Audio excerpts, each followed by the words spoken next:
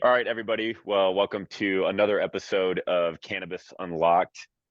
We've had Mara, one of our advisory board members, on here several times now. So excited to have Mara again as our in-house regulatory expert here.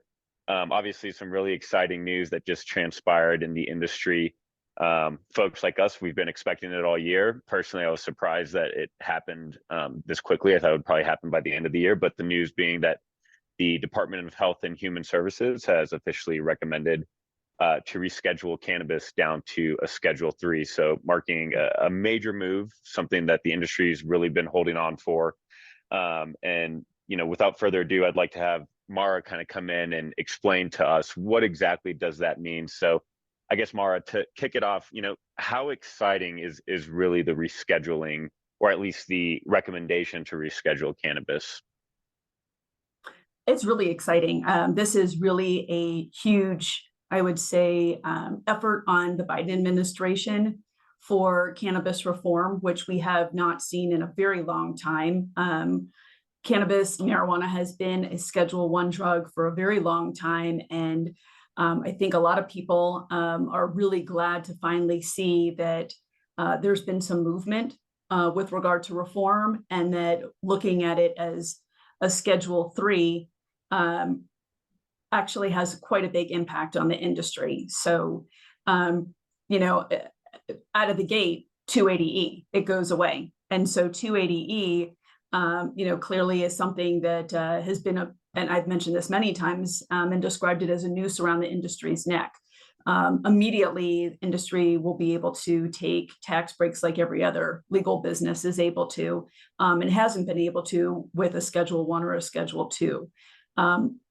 Also, do want to make sure that we understand that this is not a done deal by any measure at this point. It's just the recommendation that HHS has made to DOJ. And so what will happen now is that the U.S. Drug Enforcement Administration, under the Department of Justice, will be doing an independent evaluation.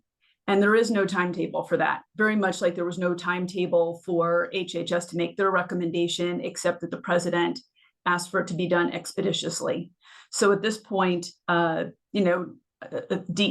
has got the authority and final authority actually to make any changes to marijuana scheduling. It'll go through a rulemaking process that would include a period for the public to provide some comments before any scheduling action is actually finalized. Awesome. Yeah, that pretty much all checks out with everything that I've been reading on the copious amount of articles and opinions that have come out in just the last week since this recommendation has been made. What really kind of led to the HHS's decision to reschedule down to a 3? Why not full deschedule? Is full deschedule ever even possible at this point? Yeah, I don't think that we're going to see full descheduling, at least anytime, in the immediate. But this is a very big move, I think, by HHS to look at data, look at the science, and, draw those conclusions and come up with it being a Schedule 3. I mean, a Schedule 3 is on the same lines of testosterone, Tylenol with codeine. So, again, to remind folks, it's still illegal. This does not legalize by any stretch of the measure, but it definitely, criminal penalties for a 3 versus a Schedule 1 are definitely less. Interesting. So with regards to some of the implications of Schedule 3, you mentioned 280E. For any new listeners or folks that are kind of scratching their head saying, what's 280E? Basically today, cannabis related businesses are not able to deduct any of their expenses beyond cost of goods sold, essentially getting taxed on their gross profit. If you're familiar with an income statement, you can certainly see how that could lead to much higher tax rates.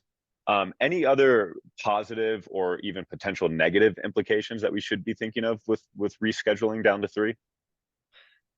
Yeah, I mean, there's certainly a couple of things. I mean, I'm happy to point out. So what could change is that the FDA could provide certain guidance or guidelines or subject cannabis to some existing regulatory authority. Things have been really uncertain on the FDA front. And so there's always a lot of questions that cannabis companies have with regard to what's legal and what's not legal. So being able to maybe provide some additional guidance and, with regard to maybe some legislative momentum, we could maybe see in Congress, which would be great to see safe banking potentially move, or the MORE Act, or even the Cannabis Administration and Opportunity Act, which was an all-encompassing piece of legislation that Leader Schumer put out with Senators Booker and Wyden. Mm-hmm. It provided, more of a framework for federal legalization. But at this point, it looks like, safe banking could really be on the docket on the congressional side. Leader Schumer has talked about it being a priority issue that he would like to see come to the floor. We're seeing it move regular ordered now in the Senate. It did have a hearing, so there's certainly, some potential there. Some other things that could change, potentially are interstate commerce. It could make state laws that require all cannabis sold in states to that are produced also in the states more susceptible to potentially some legal challenges without, further guidance. And that certainly would be needed. And then, with regard to capital markets too, rescheduling could reinvigorate things, as investors see less risk due to federal illegality when cannabis was a Schedule 1 to a Schedule 3. And it also could potentially cause maybe the NASDAQ or the New York Stock Exchange to reevaluate their position. Yep. That's it's really funny you say that, because I don't know if you saw, but this morning, Sherrod Brown of the Senate Banking Committee said that they aim to bring cannabis banking back into the legislative session within the next 6 weeks or so. Yes. So I think that there's certainly going to be ripple effects of the HHS's recommendation. Our hope is that these are tailwinds in our sales. I don't see how they could be headwinds at this point. But nonetheless, I totally agree. If we get this recommendation and safe banking this year, I mean, massive win for the industry, and something that we've really been needing for a long time, especially right now, which kind of feels like a little bit of the darkest hour of the cannabis industry. So you talked a little bit about the DEA and their timeline and that being uncertain, but I think we all know that there might be some political motivation behind this. We don't have a crystal ball here. How quickly could something like the HHS's recommendation lead to a DEA decision as an independent body? Yeah, I mean, it could happen really as quickly as a few weeks, but it also could take several months. It is certainly up to DEA, who has already started, their process based on, and that was activated based on the letter on August 29th that was sent from HHS to DOJ. So they have gotten started. So, as I mentioned, there is sort of a rescheduling process that could take place. It could get drawn out, or it could happen, quickly as well. Clearly, some other implications are the fact that it is a presidential election year next year. So hopefully this will get decided before that. Absolutely. We talked about potential expectations for further legislation this year. I think that other than the wins in our sales, we see how this could potentially affect that. Look, outside of these other processes, is there anything that can happen through executive action now that we have this recommendation? I mean, there certainly are a few things that, could potentially happen, but I think, the Biden administration's eyes are really on the fact that they wanted to take a closer look at marijuana as a Schedule 1 drug. They also there was some, expungement that was taking place too, that the president did, as well as calling on governors in other states to do expungements with criminal records that tied into, cannabis and marijuana.